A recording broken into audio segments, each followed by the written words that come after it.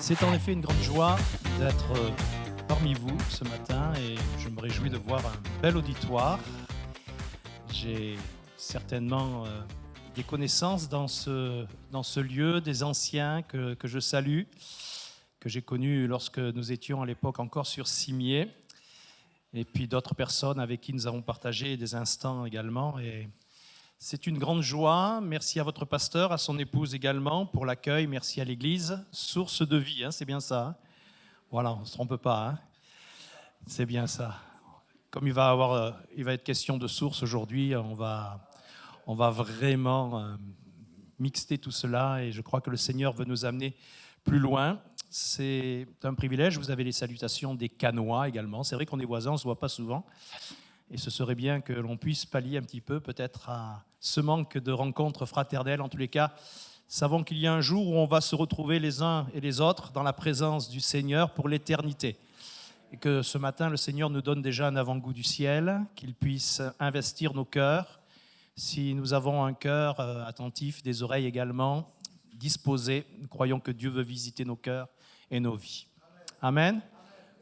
On m'a dit qu'à Fréjus, il n'y avait pas de problème, donc je pouvais prêcher sur un thème sans souci. Voilà, donc c'est une grande joie. Et je voulais voir avec vous ce matin, j'ai intitulé ce partage « Vous pouvez donc briser le cycle ». J'aime bien ce terme, et notamment cette conjonction « donc », qui marque vraiment avec insistance ce que le Seigneur nous promet au travers de sa parole, et ce qu'il veut ce matin manifester. Nous ne sommes pas venus simplement, même si nous prenons l'habitude de venir dans ce lieu, nous ne sommes pas venus simplement par habitude, nous ne perdons pas l'habitude non plus de venir, mais il y a une chose qui est sûre, c'est que l'Éternel, ce matin, veut se manifester. Nous sommes venus pour voir la manifestation de Dieu dans nos cœurs. Nous sommes venus lui apporter un culte qui lui est raisonnable, et ce culte, c'est un culte en esprit et en vérité. Et Paul pouvait dire « Je vous exhorte donc, par les compassions de Dieu, à offrir vos corps comme un sacrifice vivant, saint et agréable, ce qui sera de votre part un culte raisonnable. » Et justement, la suite de ce verset est merveilleuse parce qu'elle va nous introduire dans la réflexion que j'aimerais vous proposer, ce partage que nous allons vivre ensemble et les victoires que le Seigneur va nous accorder. La suite de ce verset nous dit « Ne vous conformez pas au siècle présent, mais soyez transformés par le renouvellement de votre entendement afin que vous discerniez quelle est la volonté de Dieu, celle qui est bonne, agréable et parfaite, celle qui est avant la croix, celle qui est pendant la croix et celle qui vient ensuite. » Et ça, c'est glorieux parce que Dieu veut ce matin que nous ayons une nouvelle mentalité, que nous ne regardions pas comme nous regardions jusqu'à présent, mais que nous ayons les yeux fixés sur lui. Et malgré les situations difficiles par lesquelles vous vous trouvez ou dans lesquelles vous vous trouvez ce matin, je veux croire que Dieu a un plan pour votre vie. Dieu a une réponse ce matin. Qui le croit ce matin? Alléluia, on le croit? Alors on peut acclamer notre Dieu. Amen. Jean chapitre 9 et les 3 premiers versets, il nous est dit que Jésus vit en passant un homme aveugle de naissance. Ses disciples lui posèrent cette question: « Rabbi, qui a péché, cet homme ou ses parents, pour qu'il soit né aveugle ?» Jésus répondit: « Ce n'est pas que lui ou ses parents aient péché, mais c'est afin que les œuvres de Dieu soient manifestées en lui. » Amen. On voit tout de suite, on dresse le tableau, on voit tout de suite qu'il y a l'analyse des disciples, peut-être l'analyse que nous pourrions nous faire, et c'est vrai que nous avons parfois notre façon de penser, notre façon de tirer hâtivement des conclusions. Il y a l'analyse des hommes, il y a l'analyse même des disciples qui semblent se rejoindre, mais il y a aussi l'interprétation et la manifestation de l'Éternel. Et ce matin, nous voulons nous tourner vers la manifestation de l'Éternel. Parce que lorsqu'un homme est prisonnier d'habitudes autodestructrices, souvent nous disons « c'est de famille ». Il a hérité de certaines personnes. Et même les psychiatres, à 90%, disent généralement que ceux qui abusent des autres ont eux-mêmes été abusés, qu'ils ne font que reproduire ce qu'on leur a fait. Et vous regarderez que Jésus n'est pas rentré dans ce discours, il n'est pas rentré dans ce que peut-être nous voudrions également discourir. Jésus ne dit pas que ces addictions peuvent être héréditaires, que nous nous cachions derrière toutes ces situations, même si cela peut être évident. Jésus n'est pas rentré dans ce débat, ni dans celui de la nature, ni celui de l'éducation. Il dit en substance, et c'est comme cela que ce matin nous allons le voir, votre problème ce matin, c'est pour manifester l'œuvre de Dieu. Ce matin, croyez que la situation dans laquelle vous êtes, Dieu l'a permise pour que sa gloire se manifeste et que le peuple tout entier puisse se réjouir ce matin. Nous sommes venus remporter ce matin une victoire. Nous sommes venus ce matin pour voir la gloire de Dieu se manifester. Et nous le savons aussi lorsque nous regardons dans l'évangile de Jean, toujours lorsque Jésus parle de ce qu'il va faire pour Lazare, il dira « Lazare dort, mais je vais le réveiller ». Il dira, cette maladie, elle n'est point à la mort, mais elle est pour la gloire de Dieu. Elle est pour que les œuvres de Dieu soient manifestées. Nous croyons dans un Dieu vivant, nous croyons dans un Dieu qui agit, nous croyons que Dieu, ce matin, veut se révéler dans les cœurs, il veut se révéler dans les vies, il veut agir d'une manière glorieuse. Peut-être votre problème est trop grand pour vous, mais sachez qu'il ne l'est pas pour notre Dieu. Et Dieu ne va pas consulter votre passé pour définir ce que sera votre avenir. Si quelqu'un est en Christ, si quelqu'un ouvre son cœur à Jésus, il devient une nouvelle créature. Les choses anciennes sont passées et toutes choses sont devenues nouvelles. Avant, vous étiez mort à votre péché, mort spirituellement, mais un jour, pour la majorité d'entre vous, vous avez rencontré le Seigneur. Et ce jour-là, les choses ont changé. Et Jésus l'a dit à cet homme, à Nicodème, si un homme ne naît de nouveau, il ne peut voir, envisager les choses du royaume de Dieu. Il faut qu'il naisse d'eau, il faut qu'il naisse d'esprit. Le premier étant le symbole, le second, la réalité. Ce matin, nous voulons croire qu'en Jésus, nous sommes une nouvelle créature, que les choses anciennes sont passées et que toutes choses vont devenir nouvelles. Avant d'avoir rencontré Jésus, vous étiez morts. Mais maintenant, vous avez le prince de la vie en vous. Alléluia. Et à partir de ce moment où vous donnez votre cœur à Jésus, le passé n'a plus d'emprise sur vous, si ce n'est celui que vous lui accordez. Si ce n'est cette emprise que vous pouvez penser lui accorder. Mais ce matin, Dieu vous délivre. Alléluia. Dieu vous guérit.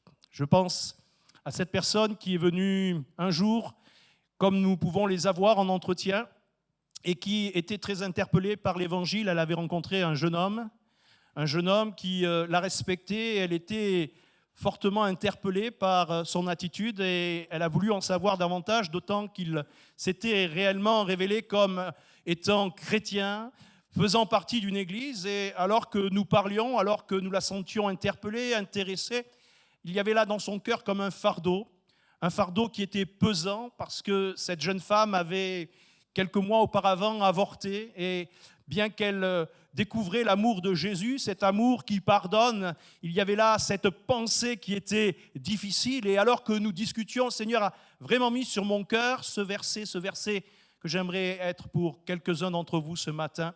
Celui qui est en toi est plus grand que celui qui est contre toi. Celui qui est dans ton cœur est plus grand qui est en dehors. Et je ne te condamne pas, dira Jésus, alléluia. Et ce matin, le Seigneur veut réellement nous libérer. Nous croyons que celui qui est en nous est plus grand que toutes les paroles qui pourraient être dirigées contre nous. Jésus veut nous rétablir. Ce matin, nous pouvons donc briser le cycle par la grâce, par la puissance et par l'autorité que nous avons en Jésus-Christ. Alléluia. Nous voyons que cet aveugle a reçu une guérison merveilleuse, miraculeuse. Il nous dit que Jésus va cracher à terre, il va faire au verset 6 de la boue avec sa salive, puis il va l'appliquer sur les yeux de l'aveugle. C'est un procédé qui peut nous surprendre. Et l'un de mes fils, notamment le fils aîné, lorsque je commençais à être pasteur, m'a posé cette question, mais papa, pourquoi Jésus a fait cela ? Beaucoup de questions, et les enfants ont des questions qui sont bien pertinentes, et parfois on peut avoir du mal à répondre, et j'étais un petit peu emprunté. Il m'a dit, papa, c'est pas grave si tu n'arrives pas à me l'expliquer, L'important, c'est que ça ait marché. Et c'est vrai que bien souvent, nous voulons un petit peu, à l'instar de ses disciples, dire en effet, pourquoi est-ce que cet homme était aveugle de naissance? Est-ce que c'est lui qui a péché? Est-ce que c'est l'éducation de ses parents? Je le disais tout à l'heure, Jésus n'est pas rentré dans ces considérations, mais il a fait ce qui semblait être bon. Et un homme qui s'appelle Samuel Rodriguez, qui est président de la Conférence nationale américaine des chrétiens hispaniques, a fait cette remarque. Un jour, il a dit que notre ADN était contenu dans notre salive et que lorsque Jésus a craché, cet aveugle a reçu comme un transfert d'ADN divin. Jésus, vous le remarquerez, n'a pas appliqué la salive directement sur les yeux, mais sur la terre, directement de là où l'homme a été pris. Comprenez ceci. Dieu, ce matin, ne veut pas simplement traiter nos symptômes, mais il veut revenir à la racine de nos maux. Il veut revenir à la racine de nos ennuis afin de nous libérer. Pour changer le fruit, il faut changer la racine.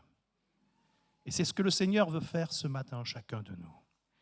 Cet homme n'avait jamais pu voir. Et pour lui, il était indispensable qu'il y ait un miracle unique. Il fallait quelque chose de glorieux. Il avait besoin d'une intervention divine. Il avait besoin de ce transfert d'ADN divin qui fait ce que vous n'avez jamais été, qui vous donne ce que vous n'avez jamais eu. Et lorsque nous avons rencontré le Seigneur, nous avons pris conscience tout d'un coup de tout ce qu'il pouvait apporter pour notre vie. Et ce matin, il y a certainement au milieu de nous des personnes qui ont des habitudes qui les détruisent, des situations qui sont là et dont ils n'arrivent à se défaire. Et elles ont besoin expressément de la présence de Dieu, d'une manifestation de Dieu. C'est vrai que nous avons chanté des chants glorieux, merveilleux, qui ont disposé nos cœurs et qui nous mettent dans une attitude où le Seigneur peut agir. Mais nous ne voulons pas rester simplement dans une forme d'atmosphère. Nous voulons la réalité ce matin. Et nous sommes venus dans la présence de Dieu pour voir, pour goûter combien le Seigneur est bon, pour voir combien le Seigneur est capable de faire de nous des plus que vainqueurs. Pas simplement des hommes et des femmes qui vont s'habituer à vivre avec leurs problèmes, mais des hommes et des femmes que Dieu va rendre plus forts que leurs soucis, que leurs situations. Il n'y a rien qui ne soit impossible à Dieu, nous le savons, nous le proclamons, nous le lisons, mais ce matin, le Seigneur nous appelle à le vivre, et ce matin, vous pouvez donc briser le cycle par le nom de Jésus, qui est là au milieu de nous. Nous en avons cette assurance. Et Dieu veut agir ce matin. Alléluia. Vous savez pourquoi Jésus est venu? La Bible nous le dit. Dans l'évangile de Luc, on le lit, mais je prends la version également du prophète Ésaïe. Lorsque, parlant de l'Esprit qui était sur lui, il dira « L'Éternel m'a oint pour porter de bonnes nouvelles aux malheureux. Il m'a envoyé pour guérir ceux qui ont le cœur brisé, pour proclamer aux captifs la liberté et aux prisonniers la délivrance, pour publier une année de grâce de l'Éternel et un jour de vengeance de notre Dieu, pour consoler tous les affligés, pour accorder aux affligés de Sion, pour leur donner un diadème au lieu de la cendre, une huile de joie au lieu du deuil, un vêtement de louange au lieu d'un esprit abattu, afin qu'on les appelle des térébintes de justice, une plantation de l'Éternel pour servir à sa gloire. Peu importe ce matin que votre problème soit génétique, que votre problème soit livré ou lié au mauvais choix de votre vie, je sais ce matin que Jésus peut vous libérer. Je sais ce matin que Jésus peut vous restaurer. Je sais ce matin que Jésus peut vous donner une autre vie. Il n'a pas fait de reproches à ces personnes, ni à ce jeune homme. Mais et vous savez pourquoi? Parce que Jésus n'est pas en mode condamnation, mais il est en mode transformation. C'est un temps de grâce. Il ne nous appartient pas, comme ses disciples qui se sont posés ces questions, et comme malheureusement parfois nous avons eu, fille de l'entendre, des personnes qui disaient si cette personne est dans telle ou telle situation, c'est qu'elle a péché. Certainement qu'il peut y avoir des raisons, qu'il peut y avoir des circonstances qui ont favorisé la situation dans laquelle cette personne s'est trouvée. Mais Jésus n'est pas là ce matin pour nous condamner, il est là pour nous changer. Il est là pour que le cycle puisse être transformé, pour que nous puissions maintenant l'arrêter, le renverser et nous tourner vers lui et sortir de ce lieu tout à l'heure en disant « Je suis vainqueur, Jésus m'a libéré. Il m'a libéré de mes addictions. Il m'a libéré de mes passions. Il m'a libéré de cette maladie. Il a fait éclater sa gloire. Il m'a libéré de mes ennemis. » Ce matin, c'est à nous de décider ce que nous voulons. Soit que nous vivions avec notre problème et que nous nous en accordions, soit que nous laissions Jésus être le maître de notre vie et nous en libérer. Vous avez remarqué, comme moi, qu'après la guérison de cet aveugle né, il y a eu tout un flot de discussions. Les religieux de l'époque, et notamment les pharisiens, ont essayé d'interpeller, d'amener cet homme sur un terrain de discussion à propos de la nature de Jésus, à propos de l'origine de son pouvoir. Mais ce que j'aime, c'est qu'il n'est pas rentré dans cette discussion. Il a simplement mis au fait ce qui lui était arrivé. Que cet homme soit un pécheur, comme vous le dites, que cet homme soit un faux prophète, qu'il soit de tous les qualificatifs que vous pourriez l'affubler. Moi, ce que je sais, c'est qu'avant, j'étais aveugle et que maintenant, je vois. On ne va pas regarder, je dis souvent aux personnes, quand elles rendent leur témoignage le jour des baptêmes, ne racontez pas toute votre vie et soyez de ceux qui se préservent également pour pas qu'on vous mette une étiquette. Il y a des passages, des fois, même dans la Bible, qui me surprennent. Quand je vois Rahab, moi, j'aime cette femme, je trouve que c'est une femme merveilleuse, mais quand on parle de Rahab, on lui attribue toujours le terme « la prostituée ». Moi, sincèrement, des fois, ça me choque de lire ça. C'est une femme qui a un témoignage extraordinaire. C'est vrai qu'elle était ce qu'elle était, mais elle a reçu la grâce de Dieu et en Jésus, elle est devenue, ou plutôt par Dieu, l'Éternel est devenue une nouvelle créature. Et c'est vrai qu'encore aujourd'hui, on minimise l'action de Dieu. Certains disent le temps des miracles est passé. Moi, je ne pense pas qu'il y a un temps de miracle, mais je crois qu'il y a un Dieu de miracle. Alléluia. Récemment, on a baptisé un jeune homme de 28 ans qui fait partie de 5 gardes du corps et une personne assez importante sur Cannes. Un jeune homme qui, à la naissance, est né aveugle. Et quand il est né aveugle, l'église de laquelle il dépendait en Normandie a prié pendant 1 année pour lui. Elle aurait pu prier davantage, mais elle a prié pendant 1 année. Pourquoi ? Parce qu'au bout d'1 année, d'un coup, un voile s'est enlevé de ses yeux et il a recouvert la vue. Il y a 27 ans de cela. Alors dire que le temps des miracles est passé, je ne le crois pas.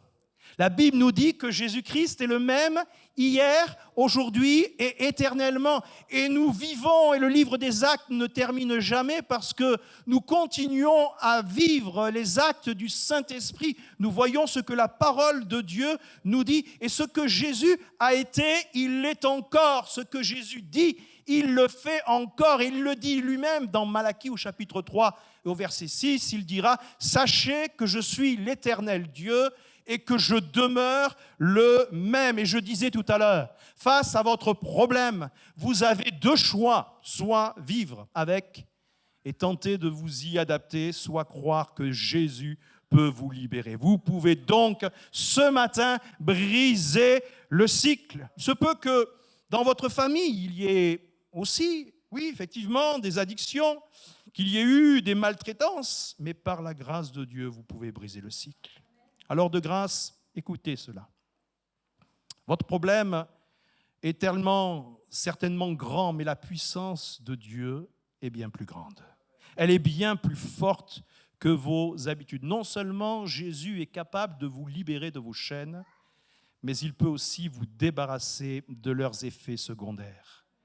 C'est ce qu'il nous est rapporté dans le livre du prophète Ésaïe, au chapitre 43 et les versets 18 à 19. « Ne pensez plus aux événements passés et ne considérez plus ce qui est ancien. Voici, je vais faire une chose nouvelle sur le point d'arriver. Ne la connaîtrez-vous pas? Je mettrai un chemin dans le désert et des fleuves dans la solitude. » Alors tournez-vous vers Jésus ce matin. Tournez-vous vers lui aujourd'hui. Donnez-lui une chance. Vous avez certainement essayé beaucoup de choses. Mettez-le au défi. Et la Bible nous dit, mettez-moi de la sorte à l'épreuve. Et vous verrez si je n'ouvre pas pour vous les écluses des cieux, si je ne répands pas sur vous la bénédiction en abondance. Mais Jésus a dit à cet homme, et il est important, tout à l'heure, nous mentionnions en préambule de ce partage où il était dit qu'il était bon pour nous d'écouter la parole de Dieu. Et cet homme a entendu de la bouche de Jésus cette parole toute simple. Va, verset 7, et lave-toi au réservoir de Siloé, nom qui signifie envoyé. Il y alla, se lava et s'en retourna, voyant clair. C'est simple. Une parole de Jésus toute simple. Pas de choses compliquées, pas de choses inaccessibles, mais une réponse ce matin à l'interpellation, à l'invitation de Jésus peut changer considérablement votre vie. Vous avez peut-être essayé tant et tant de choses comme cette femme qui avait tout dépensé et qui n'avait éprouvé aucun soulagement. C'est vrai que nous avons des moyens aujourd'hui, et notamment dans notre pays de France, des moyens qui sont mis à notre disposition et que nous employons, bien sûr, nous ne les négligeons pas. Mais nous voulons surtout nous rappeler que nous avons le divin médecin et que si les hommes soignent, l'Éternel est celui qui guérit. Il est celui qui libère. Il est celui qui va au plus profond du problème pour que ce problème n'ait plus d'emprise sur notre vie. De grâce ce matin, ouvrez votre cœur à l'interpellation du Seigneur. Répondez à l'orientation qu'il veut donner à votre vie, où il vous dit « Va au réservoir de Siloé, va à l'église source de vie, parce que je suis présent ce matin. Et la grâce de Dieu va se manifester ce matin. Alléluia. Alléluia. Oui, je crois que la guérison de l'aveugle, nous le lisons, ne s'est pas faite en un instant. Ça a été pour lui le résultat d'un processus. Il a fallu qu'il se rende.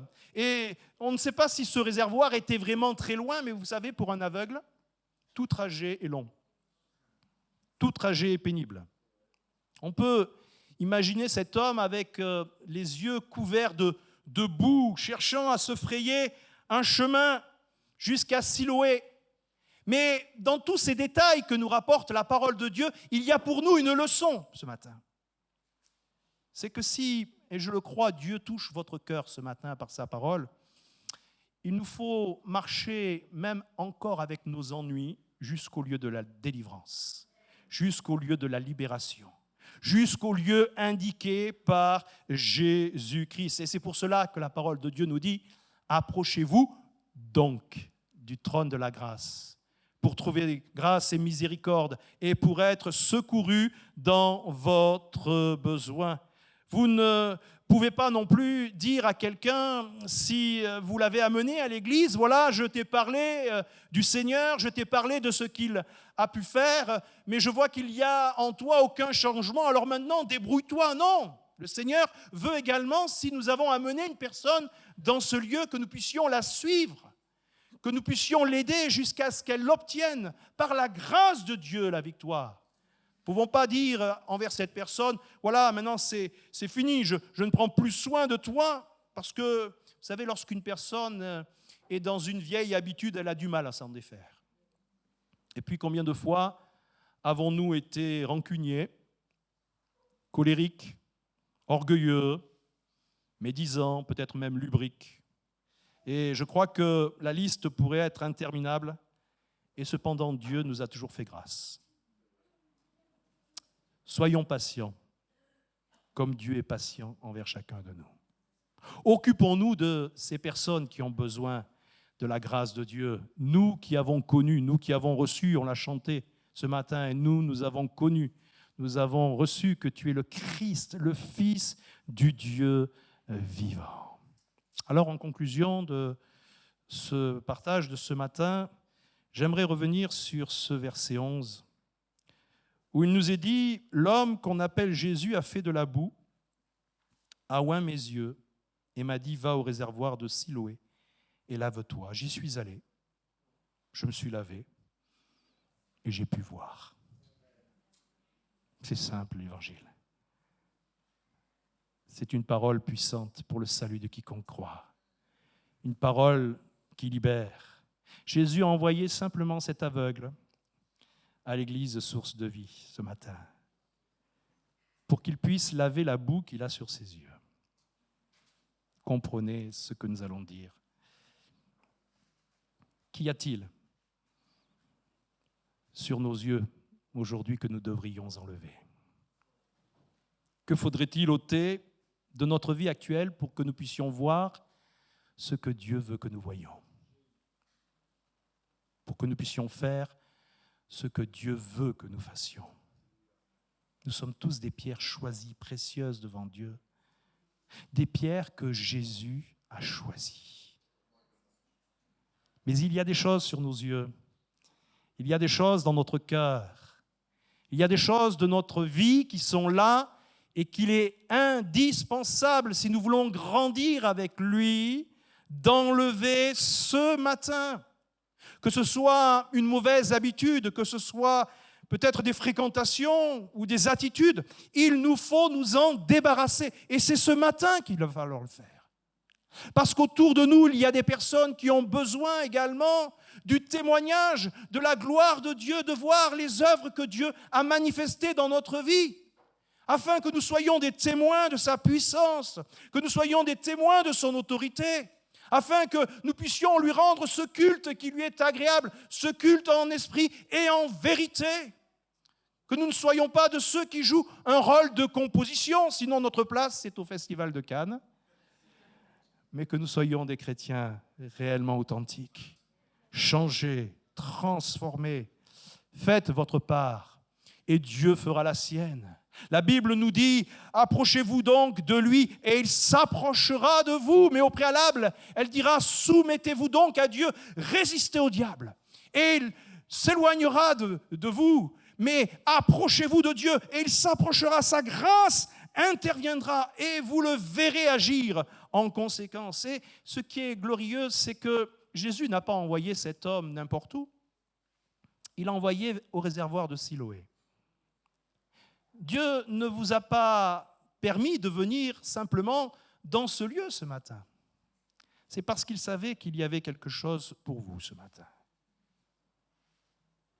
L'eau du réservoir de Siloé venait, disait-on, du sous-sol du temple où elle servait au nettoyage des ustensiles pour la louange et pour les sacrifices.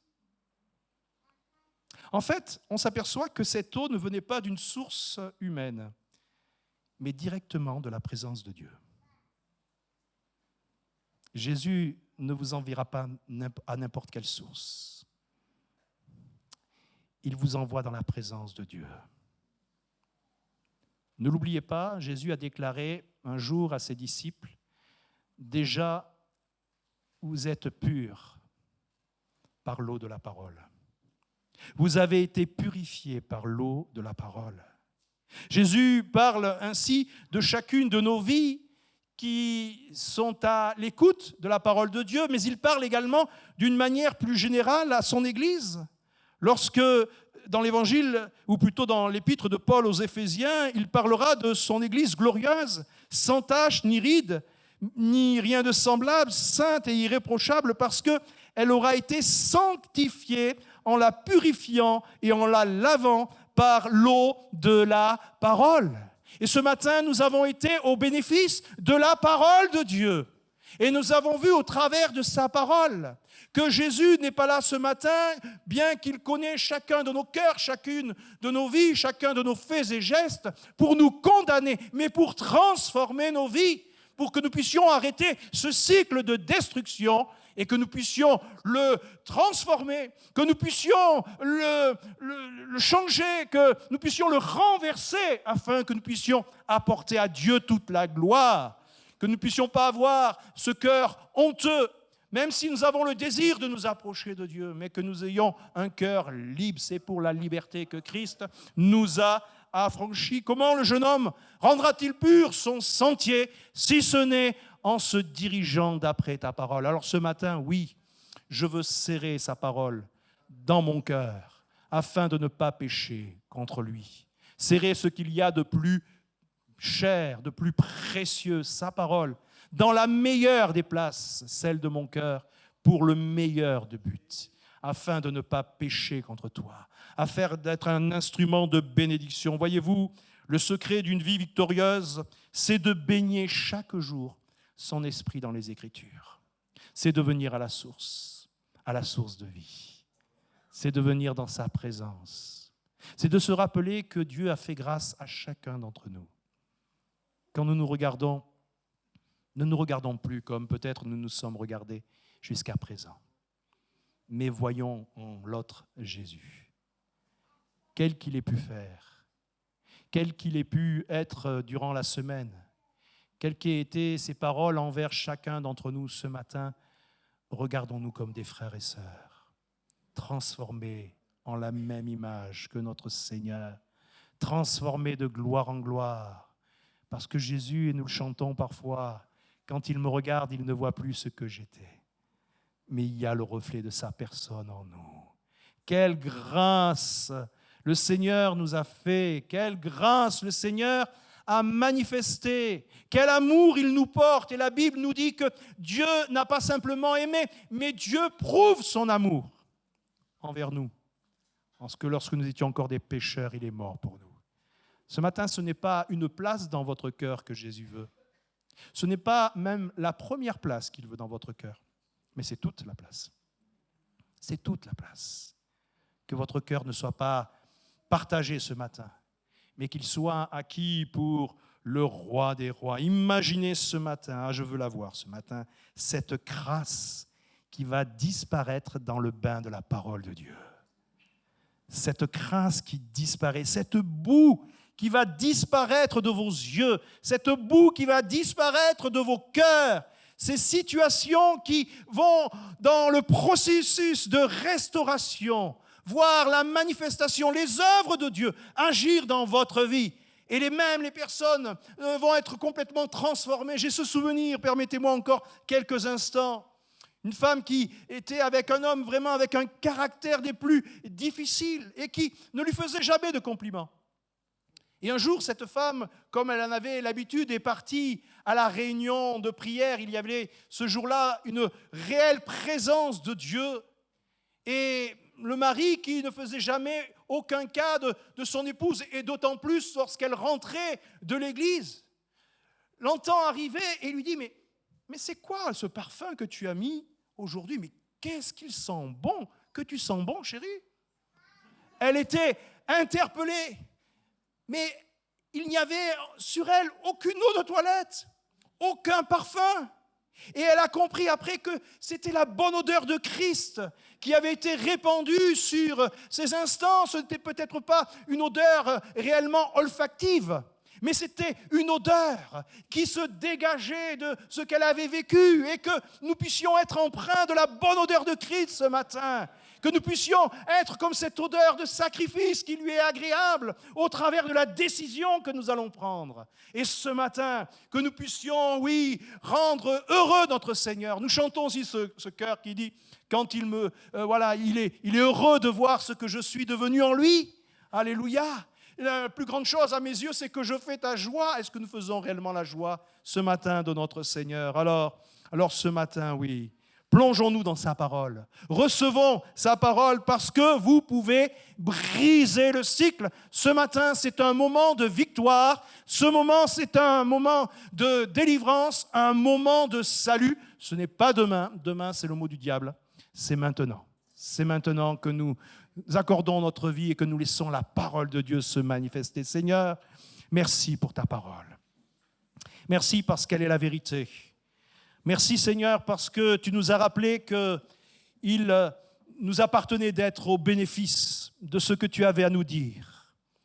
Et ce matin, tu nous as rappelé ce que tu as agi, ce que tu as manifesté dans la vie de ce jeune homme.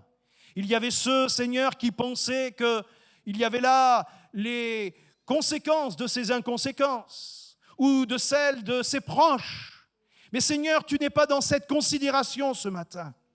Tu sais qu'il y a des besoins dans ce lieu ce matin. Et Seigneur, tu les connais mieux que quiconque, mieux que nos affections même les plus légitimes. Mais tu ne nous condamnes pas. Tu veux nous en libérer. Tu veux nous en libérer, Seigneur. Ce matin, chacun de nous, nous nous plaçons devant notre Dieu. Et nous ne voulons pas garder cet esprit honteux. Nous ne voulons pas garder ce cœur divisé.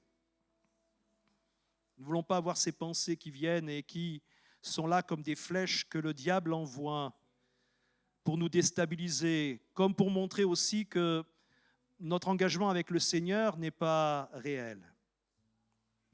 Oui, au fond de chacun de nous, il y a cet amour pour Jésus. Mais ce n'est pas l'amour que nous lui devons réellement. Et je le répète, et j'espère moi-même ne pas être maladroit, mais le Seigneur ne vous condamne pas. Il ne vous condamne pas, il vous aime. Nous n'imaginons pas la distance qui sépare son ciel de gloire de la terre. Et si nous avons du mal même à en évaluer la distance kilométrique, nous aurions aussi du mal à en évaluer la distance morale. Et cependant, de son ciel de gloire, il s'est abaissé. De riche qu'il était, il s'est fait pauvre, afin que par sa pauvreté, nous soyons les uns et les autres enrichis. Et ce matin, Dieu veut nous enrichir de sa personne. Dieu veut que ses œuvres soient manifestées en chacun de nous. Et ce matin, il désire que ton cœur puisse être sensible encore à la voix qu'il a fait résonner au-dedans de toi. Alors j'aimerais ce matin tout simplement inviter ceux qui sont dans cette situation et qui ont le cœur gros, qui savent que leur situation est un obstacle à leur épanouissement spirituel, à leur croissance spirituelle. J'aimerais vous inviter, alors que nous restons vraiment tous les yeux fermés, les têtes baissées, j'aimerais vous inviter simplement à lever votre main à votre place, comme signe d'engagement pour le Seigneur, comme signe peut-être de reformulation, d'engagement. Il y a ces situations, vous n'avez pas à être honteux ce matin. De toute façon, le Seigneur connaît. Et puis nous l'avons dit, nous ne sommes pas là les uns et les autres pour juger qui que ce soit, mais nous sommes là les uns et les autres pour nous soutenir, pour être cette famille de Dieu. Si Dieu ne nous juge pas, nous n'avons pas à le faire. Mais si Dieu fait grâce, nous avons à le faire. Et ce matin, Dieu veut faire grâce. Merci à toutes ces mains qui se lèvent. S'il y en a d'autres encore qui veulent se lever, nous voudrions vous inviter encore à le faire et à ne pas résister. De cette décision, le Seigneur va vous libérer, le Seigneur va vous renouveler. Et les choses qui étaient là jusqu'à présent, elles sont maintenant effacées. Et Dieu fait toutes choses de nouveau. Une nouvelle création, une nouvelle créature. Merci Seigneur de bénir ces âmes qui ont répondu à ton appel. Merci parce que tu les as interpellées. Et ce matin, nous voyons autant de victoires que de mains levées, Seigneur. Nous voyons autant de bénédictions et de témoignages qui seront rendus à ta gloire, et nous croyons que ces témoignages également interpelleront bien des personnes. Que ces mains qui sont levées puissent être le signe maintenant aussi d'un engagement durable et d'une réelle expérience en ayant les yeux tournés vers toi. Merci pour cette Église. Merci pour l'eau de la parole qui purifie en effet. Merci pour ta parole qui est la vérité. Tu as dit toi-même, sanctifie-les par ta vérité. Ta parole est la vérité. Et encore ce matin, elle a interpellé nos cœurs et nos consciences et elle nous a conduits à toi, là où tu nous as tout pardonné, là où tu as pris notre misère. Merci pour ces amis. Merci pour tous ceux peut-être qui, plus tard également, Seigneur, accepteront. Mais je te prie, Seigneur, qu'ils n'oublient pas la parole qu'ils ont entendue ce matin et qu'ils se tournent résolument vers toi, qu'à ton nom revienne toute la gloire. Amen.